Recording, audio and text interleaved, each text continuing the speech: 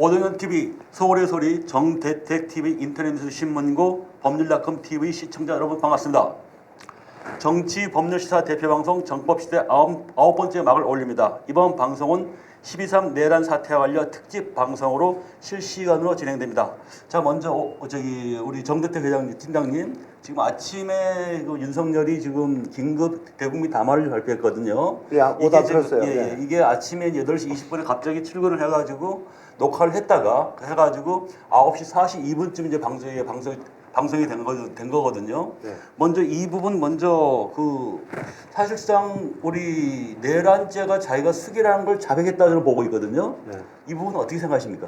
전 그 방송 들으면서 결국은 6월 항쟁 87년이 전두환이가 4월 13일 날 그 직선제 개헌을 받아들이지 않고 호언을 하겠다고 호언 담화가 나오니까 그냥 호언 철폐하고 우리가 6월 항쟁이 도화선이 됐잖아요.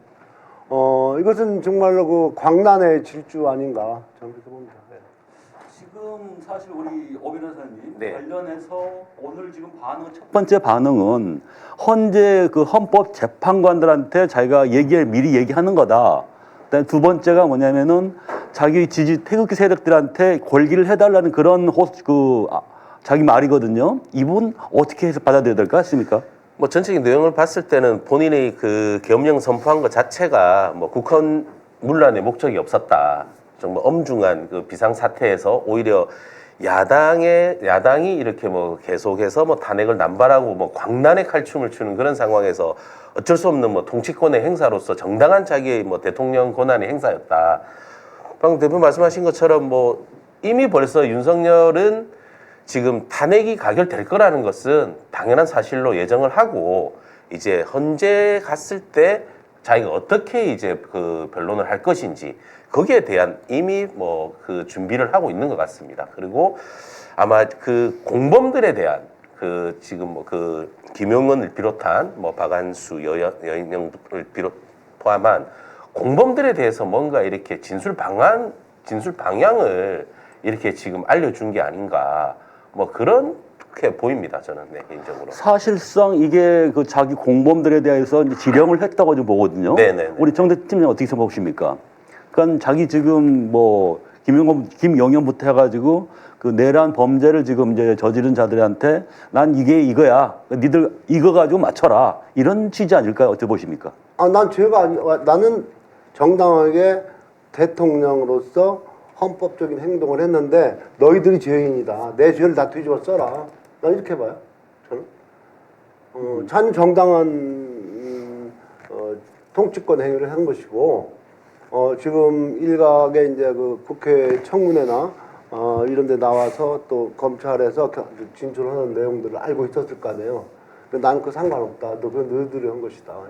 이렇게 발 빼먹는 걸로 봐요. 뭘 긴급 담화, 녹화 담화는.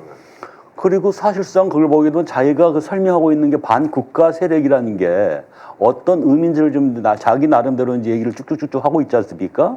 그런 부분에서 좀 구체적으로 한번 살펴보도록 하겠습니다. 지금 윤석열 담화를 보게 되면은 이제 자기 별명입니다. 지금 야당은 비상계엄 선포가 내란죄에 해당한다 광란의 칼춤을 추고 있다고 합니다.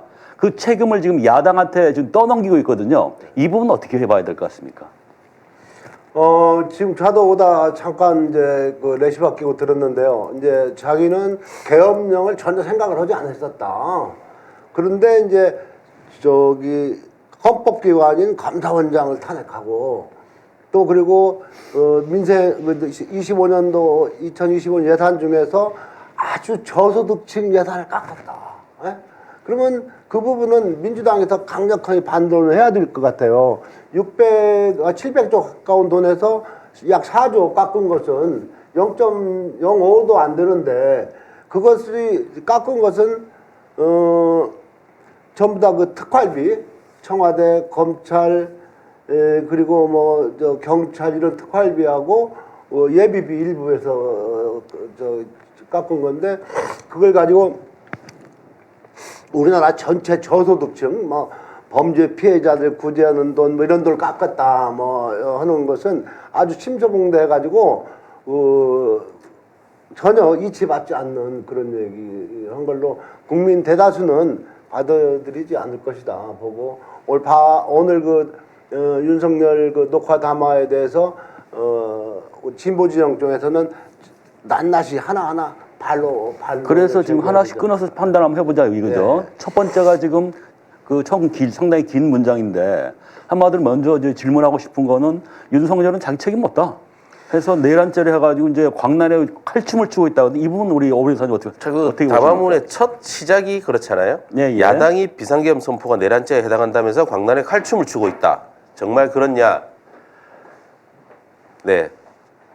정말 그렇냐? 네, 그렇게 하면서 그런데 지금 그 이유를 하나하나 드는 게 뭐냐면은 대한민국에서 국정마비와 국헌문란을 벌이고 있는 세력이 누구냐?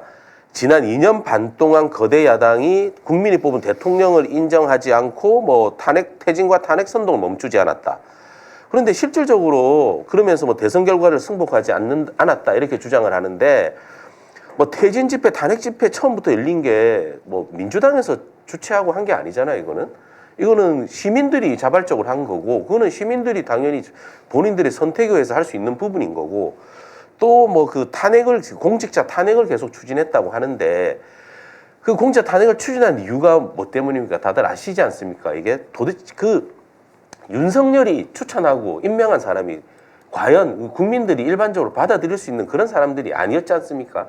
대부분이 뭔가 흠결이 있는 부분들인 거고 정상적인 업무를 수행하기에는 부족한 부분이 있고 그런 부분들 때문에 당연히 국회의 권한을 행사한 건데 국회가 국회의 권한을 행사한 거는 부정을 하면서 본인이 정말로 국헌문란의 목적으로 반헌법적인 그 계엄령을 선포한 거는 본인의 정당한 통칭이라고 하는 게 완전히 모순되는 진술 아닙니까? 이 부분 자체가.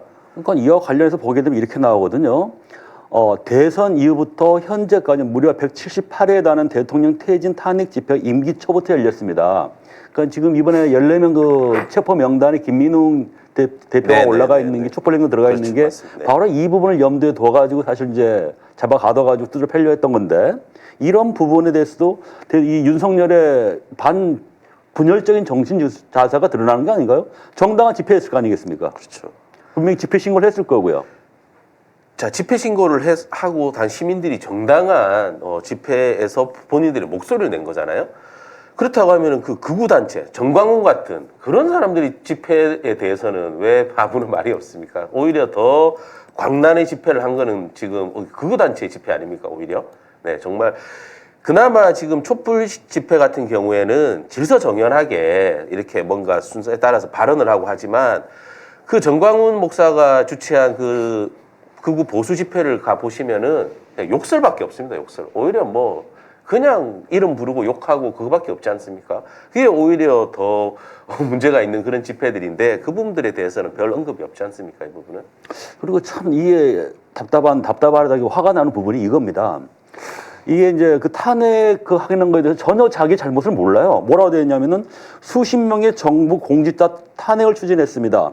탄핵된 공직자들은 아무 잘못이 없어도 소추부터 판결 선고시까지 장기간 직무가 정지됩니다. 지금까지 탄핵을 추진한 사람 중에 과연 이런 주장에 동의할 국민이 있을까요? 우리 정대 팀장님 어떻게 생각하십니까? 저는 이것을 구구절절 판단하는 것도 좋지만 저는 한마디로 윤석열을 가지고 22년째 윤석열하고는 2010년부터 저 내용증명을 주고받고 내가 싸운 사람이거든요. 그러면 제가 본 윤석열은 이 자리에서 서울의 소리 2020년 1월 4일 날 첫 방송하면서 제가 한 얘기가 있어요. 윤석열, 최은순, 김건희는 숨소리도 거짓말이다. 한 얘기가 있는데 윤석열이가 저한테 한 얘기 중에 오마이뉴스 구영식 기자한테 정대택은 정신병자다. 정대택은 지가 김건희하고 결혼한다고 하니까 질투해가지고 저를 괴롭힌다. 그리고 처먹은 정대택이가 꽃뱀이라고 했다. 이런 것은 그 당시 이제 윤석열이가 중수 1과장인데요. 대검찰청 중수 1과장은 그 위치에서 그런 얘기를 할 얘기가 아니잖아요.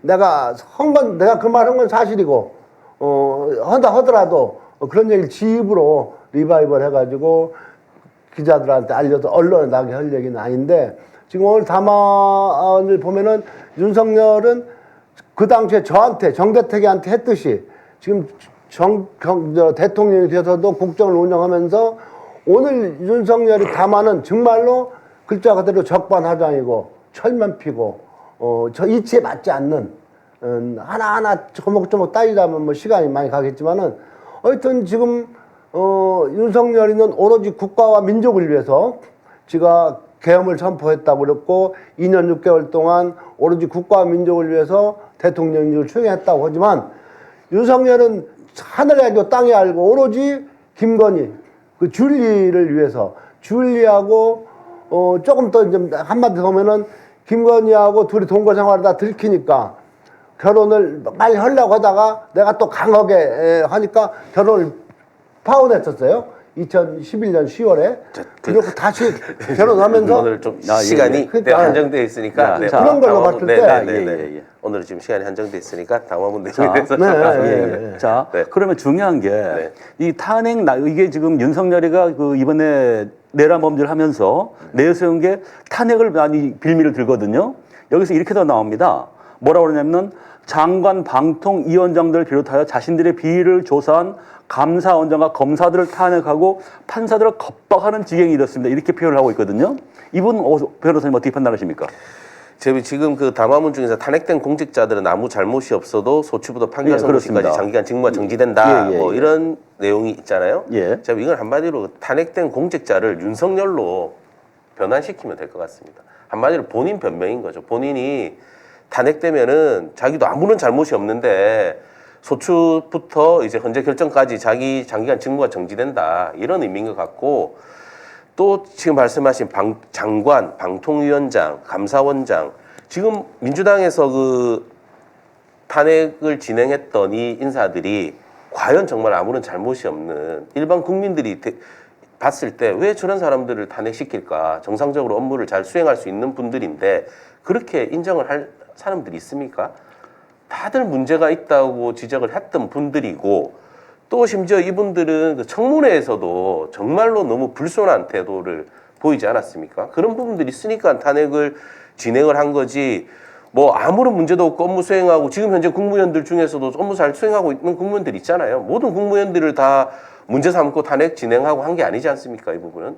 근데 이렇게 잘못 있는 부분에 대해서 국회가 국회의 권한으로서 탄핵을 진행한 거를 오히려 국회의 책임을 떠넘기는 자체가 정말 이 반헌법적인 사고를 가지고 있다고 봅니다. 네. 이 부분도 마찬가지로 그런 연장선상인데 위헌적 특검 법안이라고 미리 자기가 규정을 하거든요. 그렇죠. 네. 자기가 어떻게 그걸 규정할 수 있습니까? 대통령이.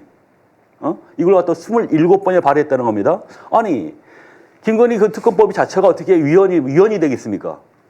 이런 부분. 그다음에 또 특히 문제가 되는 게 급기야는 범죄자가 스스로 자기에게 면죄부를 주는 셀프 방탄 입법까지라고 표현을 하고 있는데 이게 지금 이제 범죄자는 아마 우리 이재명 대표를 얘기하는 것 같은데요. 그러면 이게 원래 어떤 법을 얘기하는 걸까요? 셀프 방탄 입법이라 이게 뭔 말이세요? 제 생각에 최근에 뭐 공선법 관련된 부분이라든지 뭐 허위사실 공표 관련된 그런 부분들을 얘기하는 것 같은데 그 부분은 전혀 뭐 이재명 대표 지금 진행되는 재판하고 아무 관련이 없는 부분입니다. 이 부분은. 그러니까 오히려 이런 내용들이 지금 현직 대통령이라는 사람이 오히려 이제 극우 세력들 또는 자기 지지자들을 선동시키기 위한 그런 발언인 거잖아요, 이게. 한마디로 지금 이 전체적인 담화문에 담긴 내용은 민주당에서 특히 이재명 대표가 자기 재판 선고를 앞두고 자기를 뭐 면피하기 위해서 자기를 방어하기 위해서 아무런 잘못이 없는 자기를 탄핵시키려고 한다. 지금 이런 내용이잖아요, 이게. 과연 이게 정상적인 사고를 하고 있는 사람인지 정말 참 정신감정이 정말 필요한 것 같습니다. 그러면 이게 지금 예를 들어서 이게 이제 극우 유튜버들의 그 생각을 지금 그대로 올리고 있거든요. 그러면 극우 유튜버들은 처벌이 어떻게 됩니까, 이게? 만약에 자기들이 텔레그램을 통해서 뭔가 교감이 있었을 것 같습니다. 그 자기가 뭐 애용한다는 그런 뭐 유튜브 채널들 있지 않습니까? 네네. 그 사람 이봉규 뭐 해간 그런 사람들하고 있는 것 같은데 그 사람들에 대한 그 내란죄 처벌이 어떻게 될까요? 그 내란죄가 실질적으로 수괴 같은 경우에는 사형 또는 무기징역 또는 금고 그리고 실질적인 역할을 한 사람은 사형 무기 또는 5년 이상으로 돼 있잖아요. 그리고 3호에는 부하수행이라고 또 규정이 있어요. 부하수재. 부하 수행. 그러니까 뭐 따라서 이렇게 했던 사람은 5년 이하의 부하 내동 네, 하듯이 부하, 부하. 네네네. 네.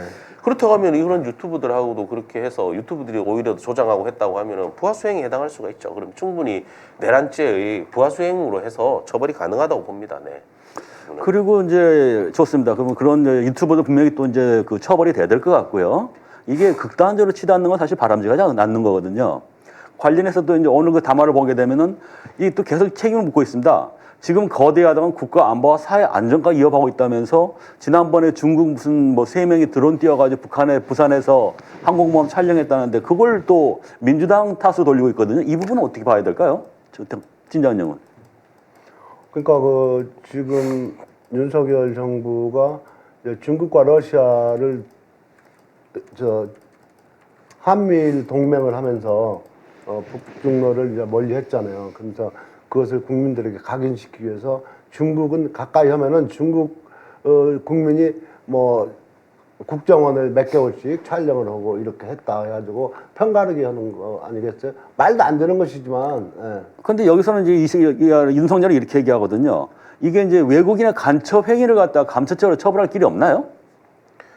그러니까 예를 들어서 이제 자기 주장은 뭐냐면은 중국인이 들어와 가지고 부산에 항공모함을 찍고 또 뭐 국가 정보원을 찍고 뭐 이런 행위들인데 이걸 갖다가 지금 간첩죄로 처벌하자는 이런 주장. 그렇죠. 네. 아니 그거는 지금 당연히 뭐 우리 중요 시설이라든지 그렇다고 하면 간접적 처벌 가능합니다. 그 부분에 있어서는. 근데 그게 이제 수사 과정에서 어느 정도 밝혀지느냐의 문제인 거지. 그게 과연 입법의 불비로 인해 가지고 처벌하지 못한다. 그런 거는 말이 안 된다고 생각합니다. 그러니까 네. 지금 이해가 안 가는 게 봐서 보십시오. 국가정보원 갖다가 네. 외국에서 촬영하는 게 국가정보 사진 다 나 있지 않습니까? 그렇죠. 네. 그다음에 거대한 항공모함 들어와 있는 거 사진 외관 찍어서 그게 무슨 정보가 있겠습니까? 그러니까요. 이걸 갖다가 간첩죄로 처벌하자는 거거든요. 윤석열은. 그러니까 뭐 간첩죄라는 게 뭔가 기밀이어야 되잖아요. 군사상 기밀. 네네. 그런 부분들에 대해서 그러니까 지금 제가 보기에는 그러니까 지금 윤석열 대통령 말대로라고 윤석열의 말대로라고 한다고 하면은 뭐 그냥 뭐 군사 시설 같은 거 다 뭐 기밀에 해당하지 않는 군사 시설을 다 촬영하고 하면 다 간접죄 처벌해야 된다는 그런 말이나 마찬가지 아닙니까? 이렇게. 그거는 우리 법에서 일단 규정이 되어 있는 한도 내에서 처벌 가능하면 처벌할 수 있습니다. 이 부분에서. 근데 그게 과연 간첩죄로 처벌 범위에 해당하느냐의 문제인 거지. 모든 것을 법으로 이렇게 처벌 범위를 넓히는 게 모든 게 그게 다 해결책은 아니거든요. 그게. 또 그거를 지금 이 시국에 지금 이 엄중한 시기에 오히려 그런 뭐 법 개정을 책임을 민주당에 돌리기 위해서 이렇게 한다는 것 자체가 이 엄중한 이런 사태에 대해서 정말 제대로 된 정상적인 판단을 못 하고 있는 것 같습니다. 그리고 우리가 그 사회적 함의를 거쳐가지고 국정원의 대공수사권을 갖다가 빼가지고 이제 경찰이 하고 있지 않습니까? 이 부분도 그거거든요. 간첩들을 빨갱이들을 안 잡는다고 제 얘기를 하고 있습니다. 특히 이제 국가보안법을 들면서 이미 사문화된 국가보안법인데 그 무덤에서 꺼내가지고 지금 그 얘기를 하고 있는 거거든요. 이런 부분은 어떻게 판단하십니까? 우리 팀장님은요. 지금 이제 정확히 워딩이 그렇습니다. 지난 정권 당시 국정원의 대공수사권을 박탈한 것도 모자라서 국가보안법 폐지도 시도하고 있다. 그다음에 국가안보를 위협하는 간첩들을 잡지 말라는 거 아니냐. 뭐 이런 얘기입니다. 그것은 이제 제 국민의힘에서도 국회에서 제기해왔던 얘기인데 그것은 그 계엄 선포한 날 12월 3일 날에 윤석열이가 국정원 1차장 전화해가지고 돈도 주고 간첩 대공수사권도 줄 테니까 그 14명 체포라고 했듯이 체포하는데 위치 추적해서 알려주라고 했듯이 그것은 말도 안 되는 그 국론을 분열시키는 행위다. 그냥 그렇게 생각하면 되는 겁니다. 우리 오 변호사님, 우리 저 민주당 정부에 민주당에서 이번에 그 국가보안법 폐지했던 뭐 발의된 게 있나요? 국가보안법 폐지에 대한 논의는 오래된 거고요. 오래된 논의인 거고 그거는 계속해서 지금 사회적으로 지금 논의가 되고 있는 부분인 거고 그 부분을 지금 당장 뭐 지금 현재 윤석열 대통령의 국정 운영을 뭐 방해하기 위한 목적으로 국가보안법 폐지를 시도하고 있다. 지금 어떻게 보면 담화문은 그런 내용인 거잖아요. 그러니까 한마디로 지금 본인이 국정 운영을 자기는 국민을 위해서 정상적으로 국정 운영을 하려고 하는데 하나하나 지금 거대 야당이 자기의 발목을 잡기 때문에 자기가 정상적인 국정 운영을 못하고 이런 엄중한 사태에서 자기는 어쩔 수 없이 헌법에 보장된 대통령의 권한으로서 통치권의 행사로서 계엄을 선포했다 하면 전체적인 맥락은 그거거든요. 그러면서 하나하나 핑계를 대는 게 이제 거대 야당의 핑계를 대기 위해서 그 중에 하나도 국가보안법 폐지를 시도하고 있다. 근데 이게 지금 현재 갑자기 일어났던 그런 논의가 아닌 거잖아요. 이거는 오래전부터 우리 국가보안법의 폐해가 문제가 되어 왔었고 그러면서 계속 했던 부분이지. 이런 내용까지도 오늘 이 엄중한 시기에 이 담화문 내용을 하나의 본인의 정당화하기 위한 수단으로 이렇게 담는다는 것 자체가 정말 이해가 되지 않습니다. 네. 관련해서 또 이제 보게 되면은 이제 그 북한 관련인데요. 이 윤석열은 뭐라고 하냐면 미사일 위협 도발에도 GPS 교란 오물풍선에도 민노총 간첩 사건에도 뭐 이제 야당이 동조한다고 하는데 자 오물풍선 같은 경우 사실 대북 비라를 일부러 방조한 거 아니겠습니까? 이미 지금 드러나고 있는 것들인데 대북 비라를 갖다가 빌미를 해가지고 국지전을 일으키려고 했던 거 아니겠습니까? 이걸 갖다 뒤집어 씌우고 있거든요. 이 부분은 어떻게 봐야 될까요? 그러니까 문제는 뭐냐면 이게 이번 12.3 내란 자체에서 가장 끔찍했던 게 저희도 계속 우려했던 부분이 그거거든요. 이게 대북 비라를 갖다가 사실 대북 풍선을 갖다가 대북에 대한 비라 있지 않습니까? 이걸 갖다가 계속 방치 내지는 조장을 했거든요.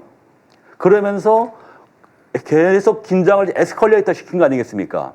이런 부분인데 이 부분은 이걸 어떻게 바라봐요? 근데 그러니까 뭐 우리 최 대표님 말씀에 뭐 동의하면서도 지금 윤석열이 오늘은 녹화 담화는 그냥 뭐 대국민 협박용도 아니고 난 미친놈이다 하는 얘기로 보고 진짜 그 이번 계엄이 윤석열이 말대로 국가와 민족을 위한 것이라 생각한다면 그 포고문을 보면은 포고문 있잖아요. 포고문 1호.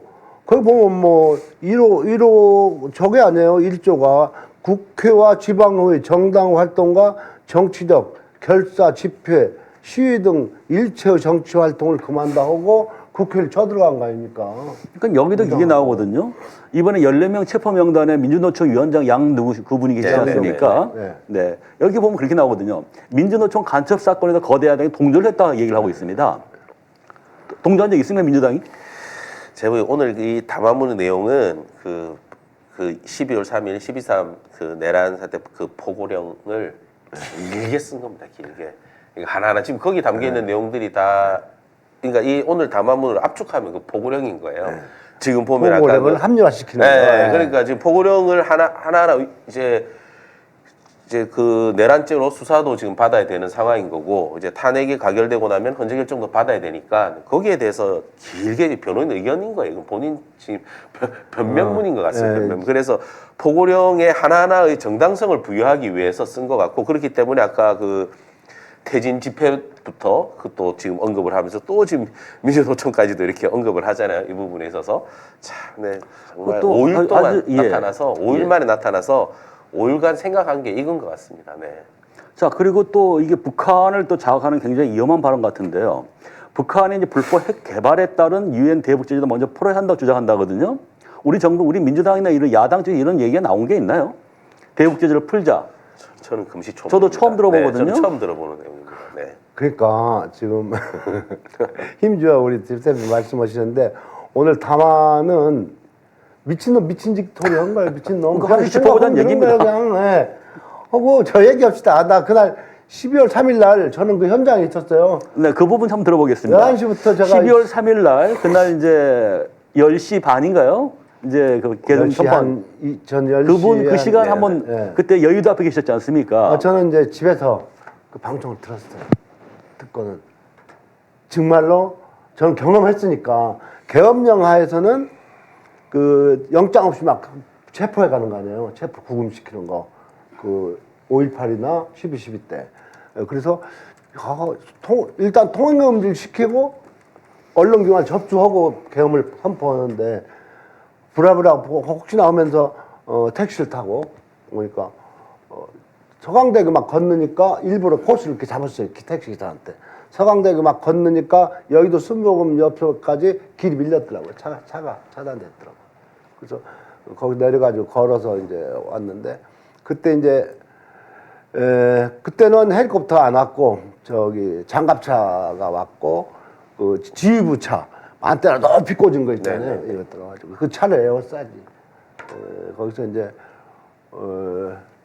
저는 거기서 그날 한 것 중에서는 뭐 윤석열 탄핵 거기 하길래 저 마이크 잡고 윤석열 사살 체포 막 했고 하여튼 그러고 나서 이제 그 국회에서 190명 그 여당 18명 야당 172명 190명으로 탄핵 그 계엄령 해지 의결했다. 그러니까 막 소리치고 그러고 나서 이제 바로 할 줄 알았던데 오늘 뭐 그때 뭐 4시간 6시간 걸렸죠. 해지한 데까지 새벽 4시까지 4시경에 해지했으니까 그때까지 이제 기다리는 과정 그때 이제 차들 빠지고 그래서 하여튼 그 과정을 뭐 다 텔레비로 보셨지만은 그 한복판에 있었습니다. 저 76살 뭐 노인네가 밤을 같이 새웠어요. 자, 그럼 하면서 그참 그것까지 하겠습니다. 네네네. 좋습니다. 그러면 이제 당시에 그러니까 긴박했던 상황인 것 같고요. 이게 지금 이 윤석열 오늘 담화를 보게 되면 이 선관위 그 부정 그 논리에 굉장히 심취해 있다는 생각이 들거든요. 그걸 빕니다만 그 핵심이더만. 예. 선관위 서버. 이게 완전 그 보수 유튜브들의 예. 어떻게 보면 의혹을 보수 유튜브들이 의혹 제기하고 그 앞잡이가 황교안, 황교안, 또 민경욱 민경욱. 그 둘이서 얘기한 거 그리고 보수 유튜브들이 계속해서 이번 그 22대 총선을 지금 부정하기 위한 목적이잖아요. 이게 지금 거대 야당 이번 총선을 통해서 민주당이 많은 의석수를 차지하면서 또 조국 혁신당도 그렇게 거대 야당이 되다 보니까 거기에 대해서 하나하나 지금 뭐 문제를 지금 보수 유튜브들이 객관적인 근거도 없이 그냥 어떻게 보면 카더라식으로 지금 이렇게 의혹을 제기하고 있는데 지금 한 나라의 국정을 운영하는 대통령이라는 사람이 그런 보수 유튜브의 그런 얘기를 듣고 지금 선관위 이번 선거에 대해서 문제를 제기하고 한다는 것 자체가 참 우리 대한민국 국민들이 불쌍하다 보니 저는 그 서버를 탈취해가지고 서버 이제 22대 총선이 조작됐다. 그래갖고 조작된 그 데이터로 민주당이 이제 거대 야당이 됐다. 그래서 그 172명인가요 민주당이 그 중에 한 50명이고 추리내는 거야. 조작을 해가지고 이건 선거 다시 해야 된다. 무효화시켜가지고 지금 여소야대 전국을 바꾸려고 그런 것이죠. 여소야대 전국을 그러는 과정으로 저는 치밀한 계획하에 그렇게 봐요. 자, 그러면 참 이게 위험한 발언인데 대통령으로서 헌법을 수호할 이제 그 의무와 권한이 의무가 있는 거 아니겠습니까? 당연하죠. 근데 여기서 분명히 자기도 인식을 하거든요. 선관위는 헌법기관이고, 그죠? 이게 선관위는 헌법기관인데 사법부 관계자 위원들이 있어서 영장이나 압수수색이나 강제수사 사실상 불가능합니다라고 얘기를 하는데 반헌법적 이게 적나라하게 그 반헌법적 사상을 드러내는 거 아닌가요? 아니 헌법기관을 갖다가 이걸 자기가 마음대로 영장을 해서 뭐 부정선거 그런 의혹이 있다 해가지고 자기 마음대로 소설 써가면서 이렇게 한 부분인데 이게 나중에 탄핵 재판 가게 되면 헌재에서는 어떻게 이 부분을 판단할까요? 이 부분도 명백하게 그 지금 헌정 질서를 문란케 한 거잖아요. 네, 반헌법 행위에 해당한다고 봅니다. 이 부분 같은 경우에도. 그리고 지금 이번에 그 12.3 사태에서 다 드러났지만 선관위 바로 쳐들어갔잖아요. 네, 선관위 쳐들어가서 정보위 그 군인들이 사진 찍는 모습들이 다 나왔고, 네, 그 사진 찍는 목적 자체가 그 일단은 그 나중에 서버를 탈취해서 정상 원 상태로 만들기 위해서 그 처음에 그 형태를 알아야 되니까 그런 목적이라고 지금 대부분 그렇게 나와 있지 않습니까? 그 자체가 어떻게 보면은 우리 헌법 기관을 침탈해서 그 반헌법 행위를 한 부분이기 때문에 이런 명백한 탄핵 사유에 해당한 걸 하는 거죠. 이거는 범죄, 정말 그 국헌 문란 뭐 표현할 수 없는 것이. 그렇죠. 그러면 그 탈취에다가 어떻게 하려겠냐? 조작을 하는 거죠. 거기는 뭐 그것까지는 아직까지는 좀 조작을 해서 상상의 영역이니까 저 불법적으로 그건 또 만드는 우리가 극우 유튜버 그런 뇌피시에 될 수 있으니까 지양을 해야 되고요. 냉정히 나온 것만 분석을 한번 해보자는 얘기죠. 여기에서 이제 이 윤석열이가 어떻게 오늘 이 범행 동기에 대해서 자백을 하고 있습니다.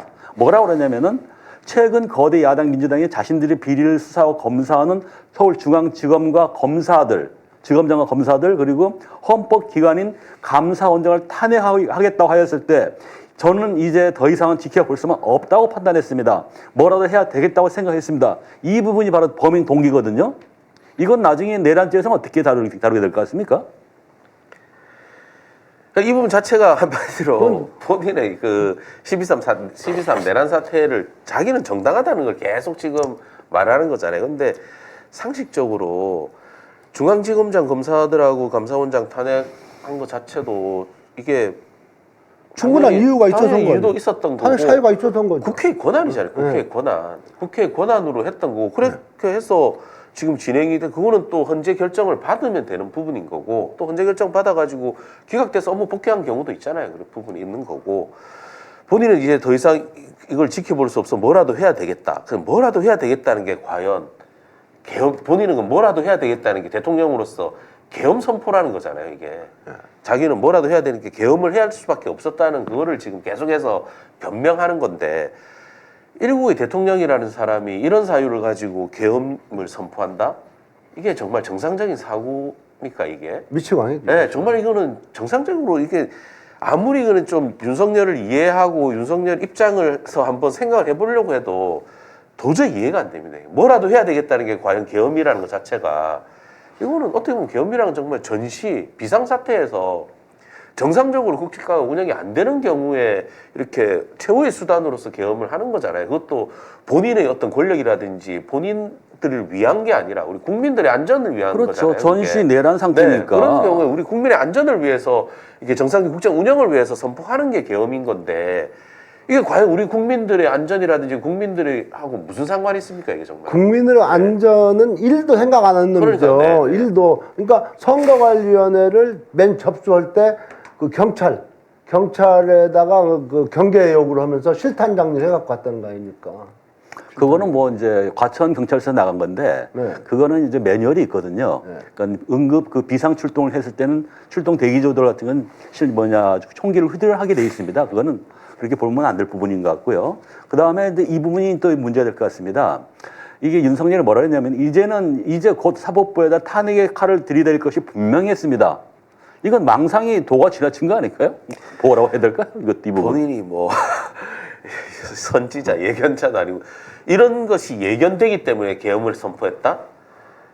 일단 정말 말이 안 되는 소리예요. 또 사법부의 탄핵의 칼 만약에 사법부에 대해서도 뭐 탄핵 소추가 한다고 하더라도 뭐 사법부 전체를 다 합니까? 그럼 말이 안 되는 거 아닙니까? 사법부 전체를 다 할 수도 없는 지금 거고. 가논리대로 하면 이번 저 예산심의에서 네. 검찰이나 경찰, 청와대는 특활비를 다 깎았어도 법원은 이제 높여줬잖아요. 회장한 대로. 판사 증언도 입법해주고. 그러니까 이게 또 그런 부분들이 자기가 그렇게 예상을 했기 때문에 비상계엄을 발동을 생각하게 되었다 이거잖아요. 네, 이게 아까도 말씀드렸지만 비상계엄이라는 건 전시 사변 또는 그래서 준하는 사태가 되었을 때 하는 건데 그럴 수도 있겠구나. 또 그게 특히 사법부에 대한 탄핵이 진행될 수도 있겠구나. 그게 지금 전시 사변하고 그 동격으로 생각할 수 있는 그런 여기서 상황입니다. 뭐라고 이게. 그러냐면 이렇게 나와요. 그건 사회 이제 이 망국적 국정 마비 상황을 사회 교란으로 인한 행정 사법의 국가 기능 붕괴 상태로 판단하여 계엄령을 발동하되. 그러니까 그 얘기를 읽을 가치도 없고 그 듣는 데 귀가 아픈데 그 가치도 없는 얘기지만 그러니까 윤석열이가 오늘 담화에서 녹화한 담화에서 발표한 거 지금 저 민주당을 계속 공격했는데 국회를 그러면 저는 재임 2년 6개월 동안 25번 제의 요구를 한 것은 그런 건 다 숨기고 그 몇 사람 지가 인사권을 잘못 행사해 가지고 잘못된 놈을 탄핵 국회 헌법에 의해서 헌법 절차에서 탄핵한 걸 가지고 트집을 잡는 것은 미친놈 소리 아니면 할 수가 없는 것이죠. 참 답답합니다. 네. 보면은 지가 국정원을 시켜서 그 선거 관련 서버 한번 조사를 시켰더만요. 오늘 담화에 나오더만. 근데 거기는 선거관리에는 다 그 법조계 사람들이 관리하기 때문에 영장을 주지 않아서 일부 확인했다 하면 내용이 있던데 들어보니까 지금은 지금 부정선거라고 한다는 얘기는 정말로 그 제1공화국 이승만 때나 박정희 때지 지금은 없잖아요. 있을 수도 없고 과거를 부정하는 것이고 정말로 윤석열이가 국회가 지금 공무원들을 비난 탄핵 등으로 이제 압박을 한다고 하는데 그건 전체 공무원들을 지가 스스로 폄하하는 것밖에 더 돼요. 좋습니다. 이제 오늘 그럼 하여간 이 내란 관련해서는 지금 오늘 윤석열 그 대국민 담화 부분은 이 정도 한번 짚어보고요. 더 이상 뭐 읽어볼 가치가 없는 것 같아가지고요. 예. 자기의 정신 분열적인 그런 상태라는 걸 적나라하게 드러내고 있는 것 같습니다. 정말 그 이번 토요일 5시 또 그 탄핵 그 표결을 앞두고 저는 이 처음에 들었을 때 본인은 탄핵해달라 저는 그렇게밖에 안 들었습니다. 본인 탄핵하라. 나는 이제 헌재 가서 나는 정당하게 정치권 행사했고 나는 그 한마디로 하야 생각은 전혀 없다는 거예요. 네, 나는 그러네요. 절대 나는 내가 잘못한 게 하나도 없고 우리 거대 야당이 내가 정상적으로 국정 운영을 하는 데 있어서 하나하나 발목을 잡고 내가 일을 제대로 못하고 했기 때문에 난 그래서 어쩔 수 없이 계엄령 선포한 거고 그 계엄령도 자기는 뭐 계엄을 하려는 목적이 아니었다는 거잖아요. 이것도 그냥 경고용으로 국민들에게 이런 비상식적인 상황을 알리고 거대 야당이 이렇게 자기 잘못하고 있다는 것을 국민들에게 알리기 위한 목적이었지 뭐 국회를 침탈하고 국회의원을 끌어내고 뭐 그 의결을 제안하고 할 목적이 전혀 없었다는 거잖아요. 근데 지금 그 조사에서 나오는 진술 하나하나는 모든 게 다 윤석열의 입을 가리키고 있잖아요. 네. 윤석열이 다 시킨 거고 그 12월 4일 날 그 나온 것도 지금 12월 오늘 그 아침에 나온 것도 지금 12월 4일 날 아니 국회의원 끌어내리라고 한 거 그거 하나 제대로 못하냐 다시 제2차 계엄 준비한다 뭐 이런 내용도 지금 나오잖아요. 이게 부시고 지금. 들어가라. 네, 부시고 들어가라고 끌어내라. 했고 아직 의결 정수가 안 된 것 같으니까 전부 다 끌어내라 지시했다고 했고 그러면 그 특전사령관하고 다 거짓말하는 겁니까 그러면은 전부 다? 네. 참. 좋습니다. 오늘 담화 내용은 네. 한마디로 요약하면은 네. 지 과오를 눈꼽만 생각하지 않고 지금 지 범죄를 전부 부하들한테 내각이나 군 수뇌부한테 미루고 저는 잘했다 이거. 그러니까 지금 뉴스 보니까 야권에서도 미치광이라고 했네요. 그러니까 뭐 자기네 어제 이제 서울대 법대에 나온 이제 그 자기 후배를 만났는데 변호사를 만났는데 이분도 그런 얘기를 하더라고요. 그 윤석열이 그거 한마디로 포악하고 그 다음에 간악하고 자기밖에 모른다. 그래서 지금 이제 대통령 용산에 간 다음에 사람들이 하나씩 떨어져 나왔답니다. 지지하는 그걸 같이 가까이 가는 사람들이 없대요. 자기 말만 하고 오로지 두 부를 합니다.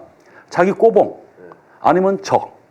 이 두 부류밖에 없기 때문에 지금은 이제 가까이 가는 사람이 없다 하는데 자 그러면 이제 원 문제가 뭐냐면 또 홍준표 우리 대구시장이 자기 페이스북에 올린 글을 통해 가지고 이제 법률적인 문제를 들고 나왔거든요. 그러면 그걸 우리 전문가가 계신 거 여쭤보겠습니다. 이제 홍 시장이 얘기한 부분이 뭐냐면 내란죄는 원래 정권 찬탈이 목적인데 이미 대통령 자리에 있는 사람이 찬탈할 정권이 있는지 하면서 내란 범죄라는 데에서 문제점을 들고 있거든요. 이 부분 어떻게 생각하십니까?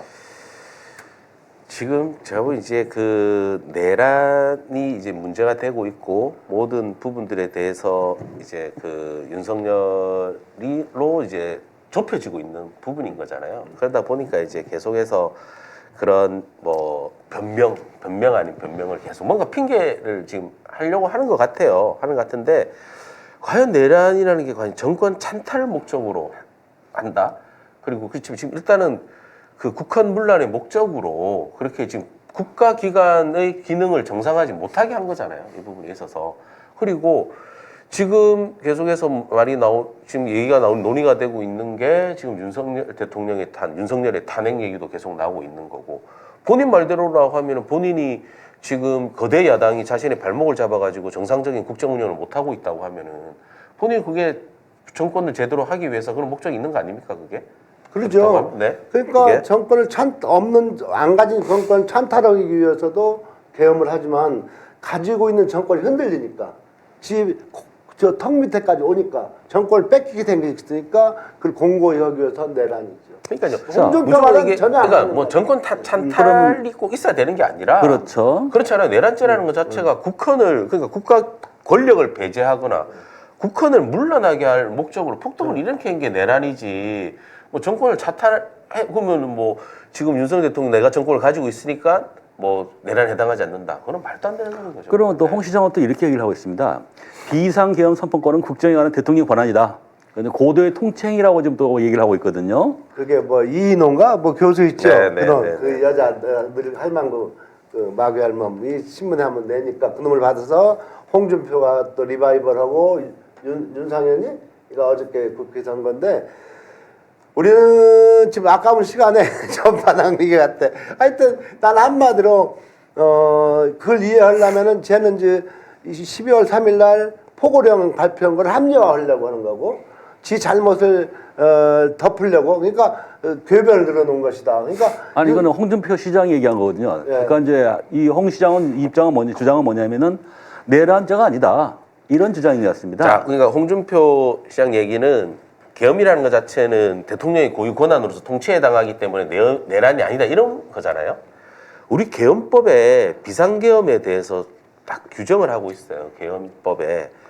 우리 계엄법 2조 2항이 비상계엄은 대통령이 전시사변 또는 이에 준하는 국가 비상사태 시 적과 교전 상태에 있거나 사회 질서가 극도로 교란되어 행정 및 사법 기능의 수행이 현저히 곤란한 경우에 군사상 필요에 따르거나 공공의 안정 질서를 유지하기 위하여 선포한다고 규정이 되어 있고 또 5항에는 대통령이 계엄을 선포하거나 변경하고자 할 때는 국무회의의 심의를 거쳐야 한다고 되어 있어요.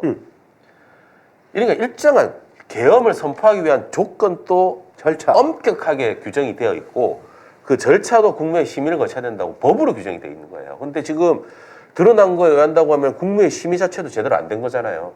이 뭐 그 계엄 선포하기 전에 국무회의 소집 절차도 제대로 안 된 거잖아요. 뭐 얘기는 못 들은 국무회의도 있다고 하는 부분이고. 그러니까 5분 있었고 네. 앉아가지고 2분 동안 지 혼자만 얘기하고 슉 나가버렸다는 그러니까 거죠. 심의라는 거는 지금 심의를 거쳐야 한다고 돼 있는 거예요. 심의라는 거는 국무회에서 서로 이제 회의를 해서 거기에 대해서 심의를 거친다는 그 의견을 들어야 되는 거 아니에요. 근데 어제하고 뭐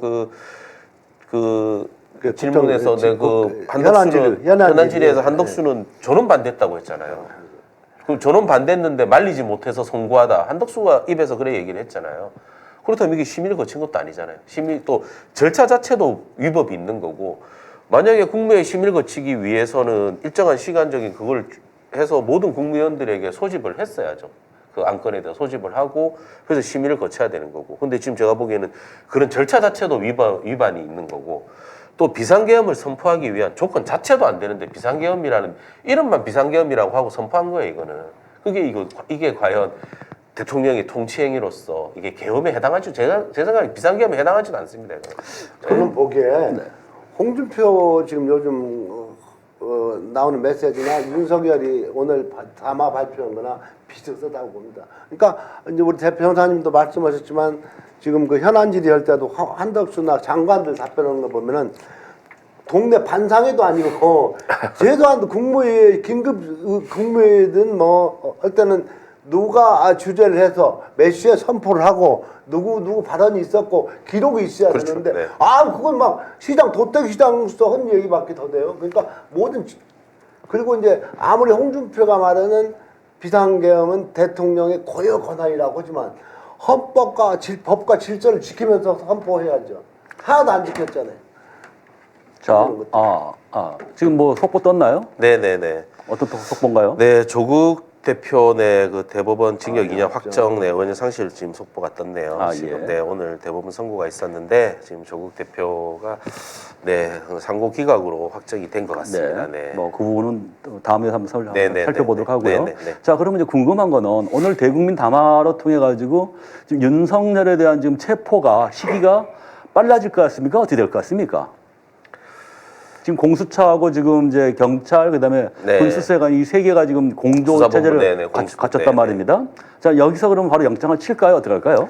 제가 이거 오늘 제 개인적인 생각은 오늘 윤석열 대통령의 담화를 보고 그나마 윤석열에 대해서 좀 일말에 좀 이렇게 뭔가 기대라든지 뭐 그런 있는 분들까지 다 떠났다고 생각합니다. 그리고 국힘 내부에서도 이제 더 이상 윤석열을 지킬 명분도 없습니다. 이거는 명분도 없는 거고 또 이 정도의 정신 상태인 사람은 하루빨리 체포해야 됩니다. 진짜 어떤 짓을 벌일지 모릅니다. 저는 오늘 그 담화문에서 담화문 쭉 읽고 마지막에 그래서 계엄을 선포하겠다 이렇게 해도 누가 뭐 말할 수 없을 정도의 그런 내용이었잖아요. 이거는 지금 이 사람 빨리 신병 확보해야 됩니다. 정말 빨리 하루라도 빨리 체포해야 될 자, 것 같고. 그러면은 지금 현재 탄핵안이 어제 5시인가 올라가 있지 않습니까? 네. 그러면 결국 뭐 이론상으로는 오늘 17시 이후에는 언제든지 탄핵안을 가결할 수 있다는 거 아니겠습니까? 맞습니다. 할 수 있지 네, 않습니까? 네, 네, 네.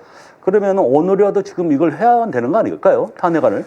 진짜 이 정도 오늘의 담화가 나오고 나서는 저는 정말 지금 빨리 끌어내려야 된다고 봅니다. 빨리 직무정지 시켜야지 정말 어떤 짓을 벌일지 그 모르는 어떤 상황이기 움직이는 때문에 폭탄이거든요. 지금 네, 어떤 네, 짓을 할지 네. 몰라요. 그러니까 지금 한남동 공간 맞습니다. 네. 가가지고. 오후에라도 당장 지금 탄핵 표결 저는 들어가야 되는 게 맞지 않나 생각됩니다. 지금. 네. 민주당 관계자들이 이 방송을 보고 계시면은 오늘 오후 17시 탄핵안 24시간 발의 시간이니까 네. 그 시간이 경과한 후에 곧바로 탄핵안을 갖다가 투표 올려서 부의해서 그걸 바로 가결을 시켜서 바로 정지를 시켜야 될 것 같습니다. 네. 굉장히 위험합니다. 정말 위험한 상황인 것 같습니다. 네.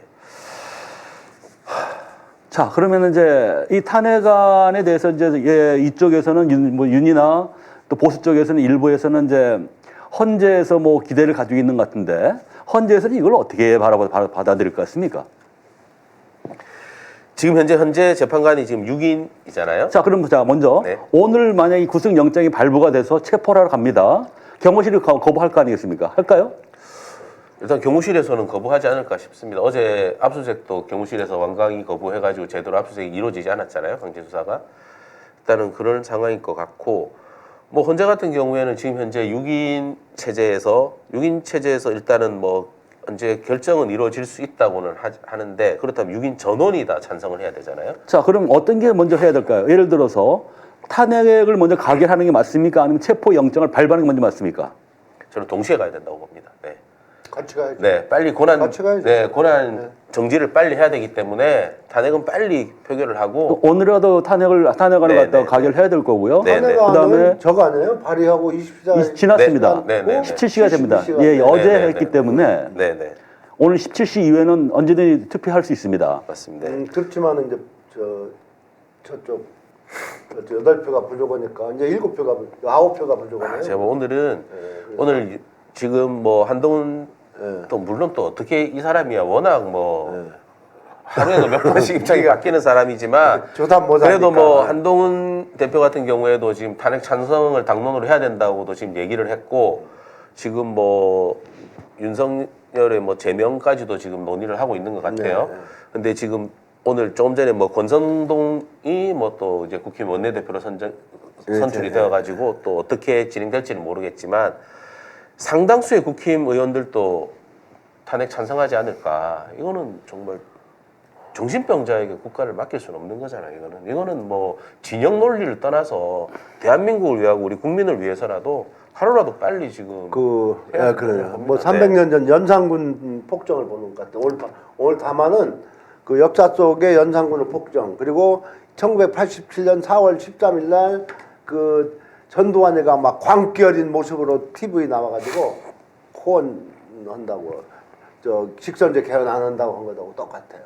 그보다 더해요. 그보다 더. 자, 그렇다면은 결국 이제 우리 오 변호사님 이제 의견은 오늘 17시 이후에는 언제든 탄핵안을 가결할 수 있으니까 탄핵안 그 투표를 바로 이제 탄핵안을 이제 본회의 상정을 이제 올려서 투표를 해야 될 것 같고요. 그다음에 공수처는 바로 영장을 청구 아마 하고 있다는 얘기는 계속 있었거든요. 네네네. 그러니까 아마 동시에 그럼 진행되는 게 가장 바람직하다고 봐야 되겠네요. 네네. 저는 그렇게 생각합니다. 뭐 빨리 자, 그러면은 지금 당장이라도 네.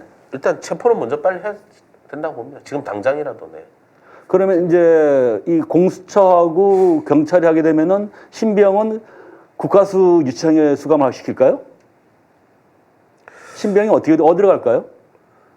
지금 어제 그러니까 지금 그 경찰과 공수처와 지금 군 검찰이 이제 공조 수사를 하기로 한 게 저는 상당히 의미가 있는 게 경찰 같은 경우에는 영장 청구권이 없잖아요. 네. 검찰에 신청을 하고 검찰이 청구를 해야 되는데 이제 공수처와 공조를 이렇게 하니까 공수처에서 영장 청구 가능하니까 제가 보는 국수본에서 빨리 그 공조팀에서 빨리 진행하는 게 더 빠르지 않을까. 그러니까 이게 이제 긴급 체포로 들어가게 되면 분명히 그 경호실 애들이 아마 저항을 할 것 같고요. 네네네. 그렇다면 어떤 법원에서 발부된 영장을 집행할 수밖에 없는 것 같은데 그 영장을 집행했을 때는 검찰 관할이 아닌 경찰에서 일단 열흘간 인신을 구속할 수 있지 않습니까? 영장이 있으면. 네네네. 그러면 국가수에서 유치장 그 서대문이 있는데 거기에 가둬놓고 인신을 확보하고 거기서 수사가 이루어질 것 같습니다. 네네네네.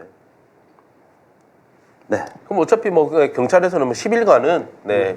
뭐 신병 확보해서 체포상 구속 상태에서 진행할 수가 있으니까요. 네. 그럼 만약에 이제 오늘 이제 공수처에서 영장을 발부받아가지고 한남동으로 잡으러 갔을 때 이 경호실에서 만약에 이걸 저항을 하게 되면 어떻게 해야 될 것 같습니까? 공무집행방해죠. 네. 법원에서 정당한 영장을 집행하는데 그걸 막는다는 것 자체는 그것도 공무집행방해인 거죠. 또 그게 지금 현재 해석에 따라 가지고 이 상황 자체가 지금 내란이 지금 종료된 게 아니라 계속해서 지금 내란이 아직까지 진행되는 걸로 본다고 하면은 부하수행인 거죠.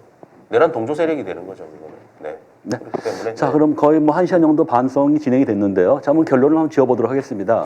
첫 번째가 오늘 그 윤석열의 그 대국민 담화는 내란 범죄의 자백이다. 이렇게 보면 되겠죠. 네. 그다음에 두 번째, 민주당은 즉각적으로 탄핵안을 지금 국민의힘과 그래도 어쩔 수 없이 합의할 수밖에 없으니까 설득을 해서 저녁이라도 탄핵안을 본회의에 상정해서 바로 투표를 해야 될 것 같습니다. 굉장히 위험합니다. 그다음에 두 번째, 공수처는 지금 이제 합동수사본부, 수사본부인가요?